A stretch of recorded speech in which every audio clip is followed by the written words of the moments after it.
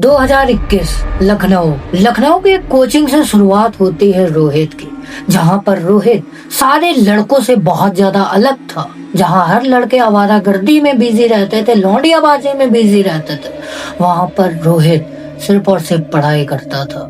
ये अपनी पढ़ाई में इतना ज्यादा दिलचस्प रखता था कि पूछो ही मत। 24 घंटे सिर्फ और सिर्फ पढ़ाई। बाहर कोई भी आवारागर्दी नहीं, ज्यादा दोस्त भी नहीं थे। जो 1 2 3 दोस्त थे वो भी पढ़ाई करने वाले थे। इसके माइंडसेट के बराबर के ही दोस्त थे। तो यार ये सीन कहाँ से क्रिएट होता है, इसके फैमिली के बारे में जानते हैं पहले। तो रोहित एक बहुत मिडिल क्लास फैमिली से बिलोंग करता है और इसके फैमिली में टोटल 3 मेंबर्स हैं, जिसमें से एक इसके मम्मी पापा हो गए और तीसरा रोहित। ये अपनी फैमिली का एक लौता अकेला बेटा था जो लखनऊ में आया हुआ था पढ़ाई करने के लिए। लेकिन पढ़ाई के बीच इसके साथ ऐसा क्या हो जाता है जिसके बाद से इसकी पूरी तरीके से लाइफ बदल जाती है, पूरी तरीके से चेंज हो जाती है। ये इतना परेशान हो जाता है कि ये उस पॉइंट पर चला जाता है कि ये सोच लेता है कि अब इस दुनिया को टाटा बाय बाय करने का टाइम आ गया है। जी हाँ, तो ये जब लखनऊ आया था इसके दोस्त बहुत कम थे। 1 2 3 दोस्त ही बने हुए थे बड़ी मुश्किल से, क्योंकि ये आवारागर्दी बिल्कुल भी नहीं करता था, पढ़ाई पे बहुत ज्यादा ध्यान रखता था। इसीलिए इसके दोस्त बहुत कम थे। लेकिन लड़का दिल का बहुत साफ था, जो अपने दोस्तों से सीखता वो उनको भी सिखाता, वो खुद भी इम्प्लीमेंट करता और पढ़ाई में अच्छे नंबरों से टॉप करता था। इसके दोस्त भी इसी के ऊपर रहते थे, ये सबकी हेल्प करता था जो जो इसका दोस्त था। और ऐसा नहीं था कि इसके दोस्त पढ़ाई में अच्छे नहीं थे, वो भी अच्छे थे।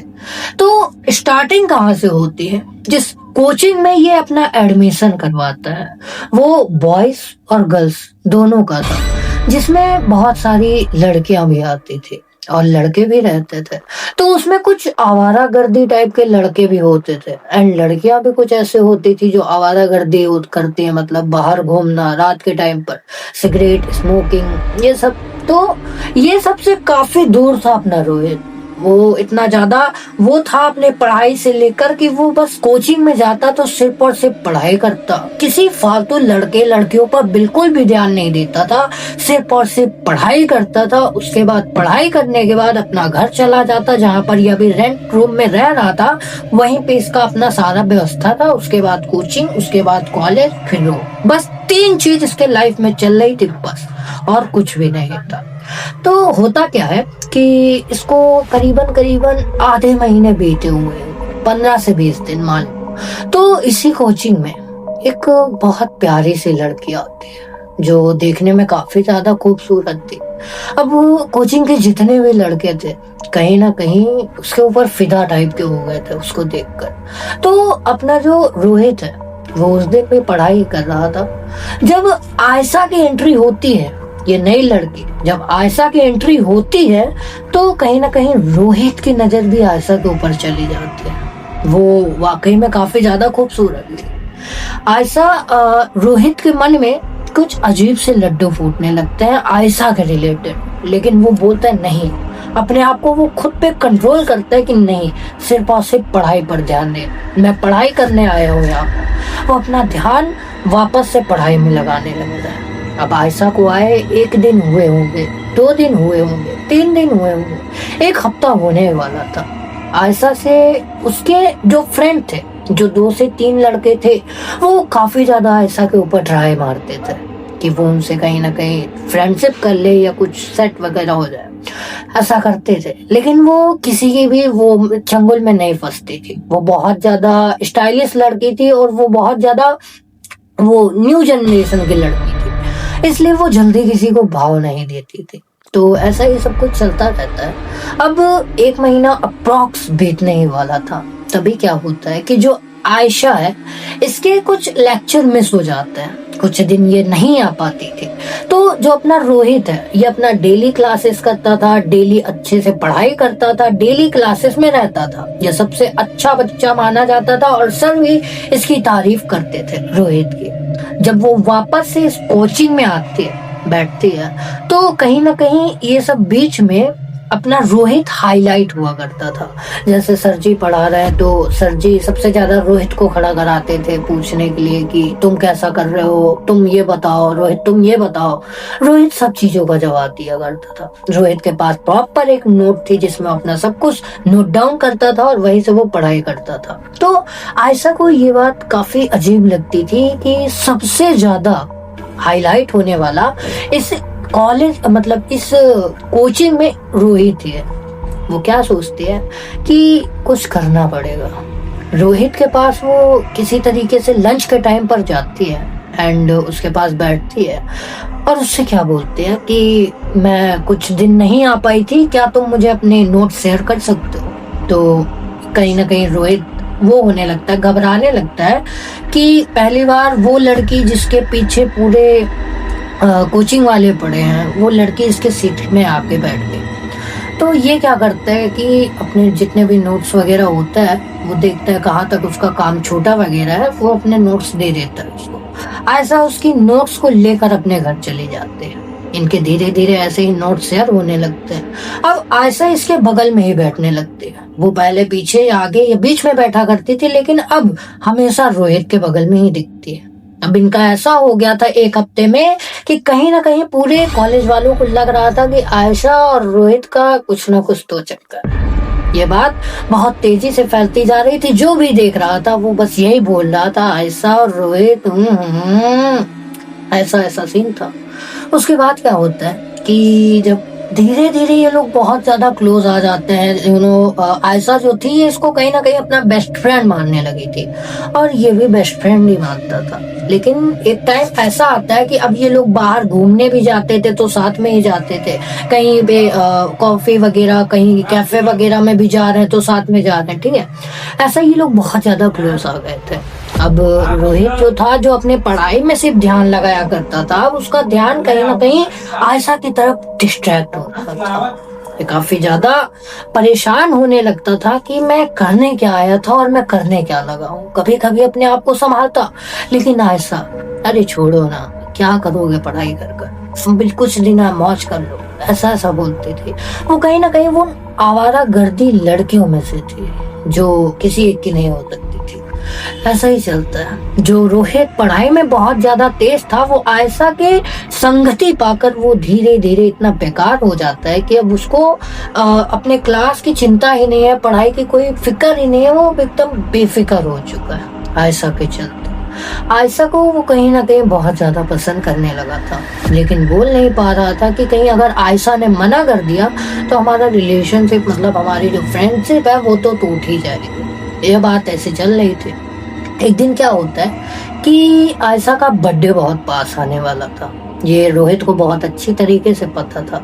तो रोहित क्या करता है कि जब उसका बर्थडे आता है वो उसी रात एक केक लेकर अपनी बाइक से, अपनी स्कूटी से, मतलब अपनी स्कूटी से वो उसके घर पर पहुंच जाता है। एंड जैसे ही 12 बजने वाले थे उसको 10 मिनट पहले ही कॉल लगाने लगता है। तो जब कॉल लगा रहा था तो कहीं ना कहीं उसका कॉल बहुत ज्यादा बिजी बता रहा था। पहले इसने 1 मिनट में लगाया, फिर 3 मिनट में लगाया, फिर 7 मिनट में लगाया, लेकिन हर बार कॉल बिजी ही बता रहा था।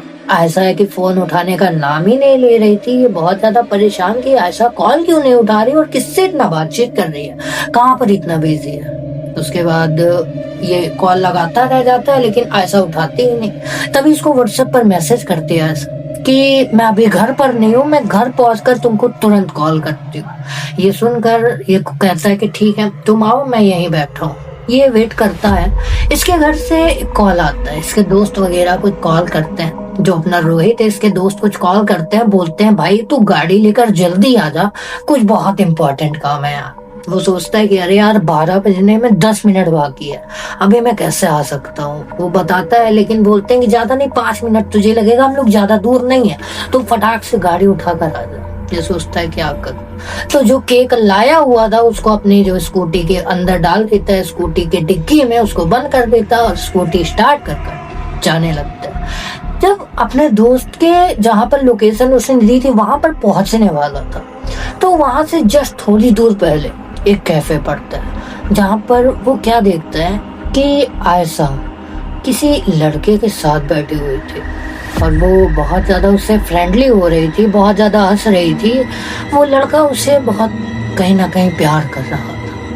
ये देखता है, कंफर्म करने के लिए वापस से उसको मैसेज या कॉल करता है, लेकिन आयशा कॉल को ऐसे साइलेंट लगाकर रख देती है। ये समझ जाता है कि आयशा ही है। वो बहुत ज्यादा उससे क्लोज जा रही थी, बहुत ज्यादा उसके पास जा रही थी। दोनों कैफे में बैठे हुए थे बस। ये देखकर कहीं ना कहीं रोहित का दिमाग पूरी तरीके से खराब हो जाता है। उसका पूरा जितना भी अच्छा मूड बना हुआ था वो सब खराब हो जाता है कि आज के दिन क्या होना था एंड क्या हो गया। वो उस रात कुछ भी नहीं बोलता, आयशा को दोबारा कॉल भी नहीं करता, ना उसका मैसेज ही सीन करता है। वो अपने दोस्त के पास जाता है, जो उसका काम वगैरह होता है उसको करवा कर वो सीधा अपने घर निकल जाता है, जिस रेंटेड रूम पर वो रह रहा था। और रूम पर पहुंचकर वो बहुत ज्यादा रोता है, बहुत ज्यादा। वो इतना टूट गया था आयशा के प्यार में, वो इतना बर्बाद हो गया था कि जो अपने काम के लिए वो पढ़ाई करने के लिए आया था उसने उसको तक छोड़ दिया था। जहाँ पर वो सबसे ज्यादा कोचिंग में हाईलाइट होता था, अब उसको कोचिंग में कोई पूछने वाला भी नहीं था। ये दिन आ गए थे बेचारे के। वो बहुत ज्यादा रोता है, बहुत फूट फूट कर रोता है। वो सोचता है कि आयशा को कॉल करूं, चिल्लाऊं उसके ऊपर, कौन है, ये है वो है, लेकिन आयशा का बर्थडे था इसीलिए वो कुछ भी नहीं बोल पाता। वो चुप रहता है, रात भर रो रो कर तड़प रहा था कि वो कौन था, क्यों था, कैसे था, वो कैसे बैठी थी उसके साथ। हर चीज इसके माइंड में आ गई कहीं ना कहीं। फिर धीरे धीरे टाइम बीतता है, सुबह होता है। सुबह होते ही वो आयशा को कॉल लगाता है, उससे बात करता है कि तुमको मेरे साथ रिलेशनशिप में नहीं रहना था, मेरे साथ फ्रेंडशिप में नहीं रहना था तो बता देती, ये ऐसा झूठ बोलने की क्या जरूरत थी। आयशा बोलती, अरे मैंने कौन सा झूठ बोला तुमसे, कल रात को मैंने तुमको कितना मैसेज किया, तुमने एक भी मैसेज का रिप्लाई क्यों नहीं दिया, कॉल क्यों नहीं उठा रहे थे। तो जो अपना रोहित है ये बोलता है कि अपना जो तुम ढोंग कर रही हो ना, झूठा दिखावे का, वो अब मत करो, ठीक है।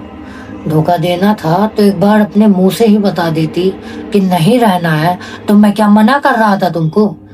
तो ऐसा बोलती है, अरे ऐसा भी क्या हो गया, क्यों भड़क रहे हो तुम मेरे ऊपर इतना, तुम ऐसा बोल कैसे सकते हो। इनकी बहुत बुरी तरीके से कॉल पे ही बहुत लड़ाई हो गई। फिर जो अपना रोहित होता है ये बोल देता है कि कल रात को जब मैं तुम्हारे घर के बाहर केक लेकर खड़ा हुआ था और जब मैं तुमको कॉल कर रहा था तब तुम कॉल क्यों नहीं उठाई। वो बोलती कि मैं अपने फ्रेंड के घर पे थी। तो बोलता है, रोज झूठ, तुम झूठ बोल रही हो, तुम किसी लड़के के साथ रात में कैफे में बैठी थी, मैंने देखा है, मेरे पास रिकॉर्डिंग भी है। अगर अब तुमने झूठ बोला तो मेरे से बुरा कोई भी नहीं होगा। ये सुनकर आयशा बिल्कुल चुप हो जाती है। आयशा समझ जाती है कि मेरा झूठ कहीं ना कहीं पकड़ा गया है, रोहित ने मुझे अपने रियल वाले बॉयफ्रेंड के साथ देख लिया। वो चुप हो जाती है। वो धीरे से सिर्फ इससे इतना ही बोलती है कि तुम मेरे लिए परफेक्ट थे, लेकिन मुझे एक्साइटमेंट चाहिए था। ये बात लिटरली रोहित के दिल में ऐसी जा लगती है कि वो भुला भी नहीं पाता। ये सुनने के बाद इसको इतनी तेज गुस्सा आती है कि वो तुरंत ही उसका फोन काट देता है, उसको नंबर ब्लॉक कर देता है और बहुत फूट फूट कर रोने लगता है। उसका दिमाग में इतना गुस्सा भरा था कि जो उसने बात बोल दी थी वो कहीं ना कहीं इसके दिल को पूरी तरीके से तोड़ती हुई चली गई थी। अब ये क्या कर सकता है कि जिससे इसने प्यार किया, जिसको इसने इतना टाइम दिया, जो पढ़ाई करने के लिए आया था वो तक छोड़ के वो आयशा के पीछे लग गया था। अब आयशा क्या बोल रही है कि तुम परफेक्ट हो, मुझे एक्साइटमेंट चाहिए। ये सब इतना बुरा था इसके लिए कि इसका दिमाग, इसका माइंड, इसका दिल पूरा तड़प गया था। इतना तड़प गया ये बंदा कि पूछो ही मत। इसने वो चीज कर दी उसी रूम में जो शायद कोई और लड़का नहीं कर सकता था।